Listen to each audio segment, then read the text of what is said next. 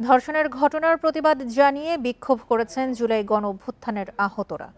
এ সময় ৪৮ ঘন্টার মধ্যে মাগুরায় শিশু ধর্ষণে জড়িতদের বিচার নিশ্চিতের দাবি জানিয়েছেন তারা। এই ঈদে জামা জুতো অ্যাক্সেসরিজের ডিসকাউন্ট। রোববার রাতে রাজধানীর চক্ষু বিজ্ঞান ইনস্টিটিউটের সামনে এই কর্মসূচি পালন করে তারা। আহতরা বলেন, জুলাই আন্দোলনে স্বৈরাচারের পতন হলেও নারীদের নিরাপত্তা নিশ্চিত হয়নি।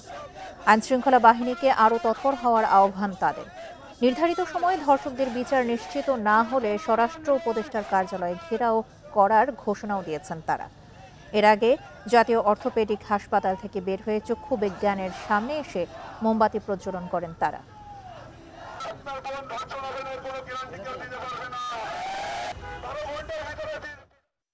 উচ্চবিত্তদের বেলাতে ১৬ আনা আর গরিবের বেলায় ৪ আনা, সেটা চলবে না। বড় স্বরাষ্ট্র উপদেষ্টাকে ও আইন উপদেষ্টাকে বলে দিতে চাই, ১৮০ দিন কেন ৪৮ ঘন্টা অপেক্ষা করা যাবে না। তাকে ফাঁসির আওতায় আনতে হবে, ফাঁসিতে ঝুলাতে হবে।